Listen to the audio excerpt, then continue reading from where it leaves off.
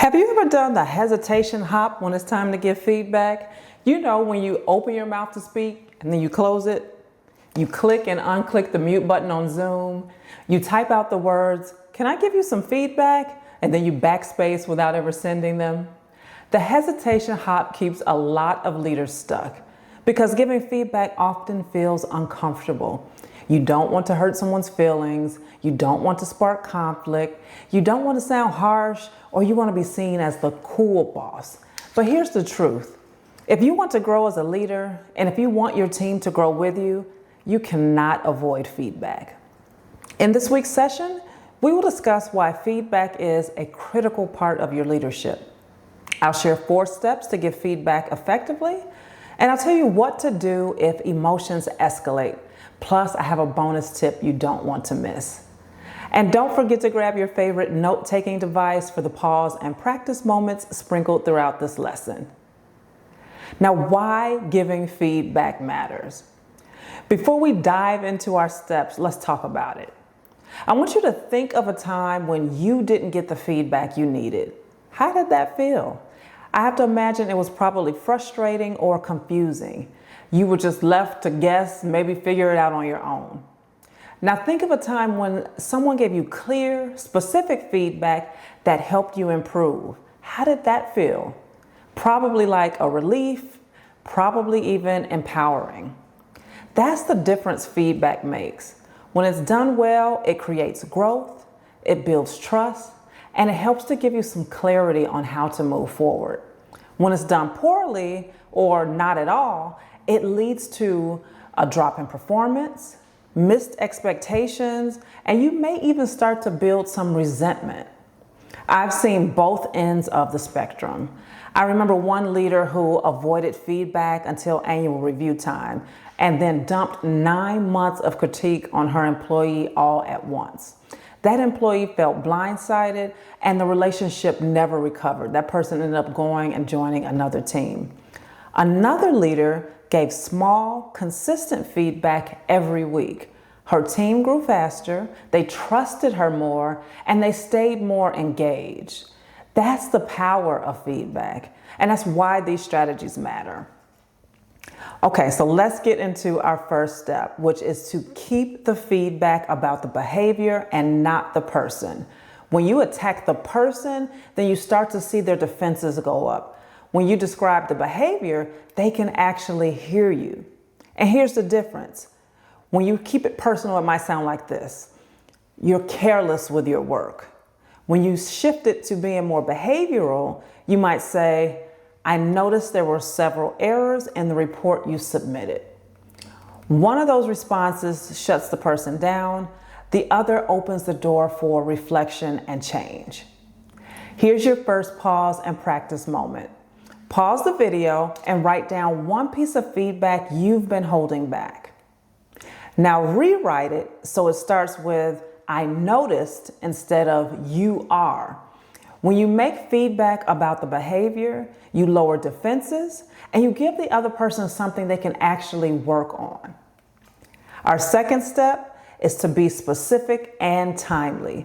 Generic feedback doesn't help anyone. You can tell somebody you did a good job or you did a great job, and that might feel nice, but it doesn't teach the person what to repeat. Instead, you want to say, "The way you structured the report made it easy for the client to see the return on investment, and that's what won them over." And timing matters as well. If you wait months to bring something up, the details are gone, probably fuzzy in your own mind, and your silence may have signaled that you approved the behavior. Feedback lands best when it is delivered as close to the moment as possible. Here's your second pause and practice moment. Pause the video and think of someone on your team who did something well recently. Write down the generic compliment you would normally give them, and then I want you to reframe it to be more specific. What exactly did they do that you want them to repeat? All right, so feedback needs to be specific and it needs to be timely, because then that turns vague encouragement into actionable growth. Our third step is to balance candor with care. A lot of leaders think it's either or. Either I got to be brutally honest or I'm going to be overly nice. But the truth is you can do both. Clear and kind at the same time. Remember this. This is my favorite phrase when it comes to giving feedback. Clear is kind. If you avoid the truth to spare someone's feelings, you are actually being unkind because you're keeping them in the dark. You're not giving them an opportunity to do better. In fact, it really is kind of an approach where you're assuming that they can't get better because you're not even going to bother to tell them. Here's an example. If you're giving harsh feedback, you might say, that meeting was a disaster. If you're giving more balanced feedback, you could say, I know you put in effort. One change that would make your message stronger is cutting down the slides so your key points shine. Here's your third pause and practice moment. Pause the video and write down a tough piece of feedback you need to give now. Now rewrite it so it's clear, but also respectful of the person's effort. When you deliver feedback with both candor and care, you strengthen the relationship instead of straining it. All right, our fourth step is to use a feedback framework. Frameworks help to keep you from rambling, to being too soft until nothing actually sticks, or coming in a little bit too hot. A feedback structure will give you a clear, repeatable way to give that feedback. One of my favorites, it is easy to remember, is the AID model. And that stands for the action, impact, and do differently. And here's how it works. So the action. In yesterday's meeting, you interrupted twice. The impact, that shut down ideas before they could be fully heard. And do differently? Next time, pause and let others finish before you jump in. Okay, here's your fourth pause and practice moment. Pause the video and write down a real situation where you need to give feedback. And I want you to break it into 3 parts. What was the action? What was the impact? And what should they do differently?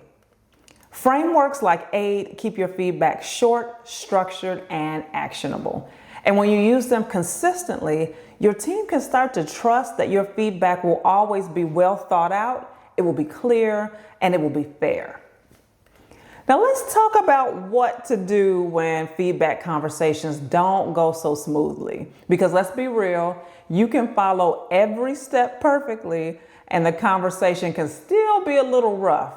Remember, people are human, emotions can run high.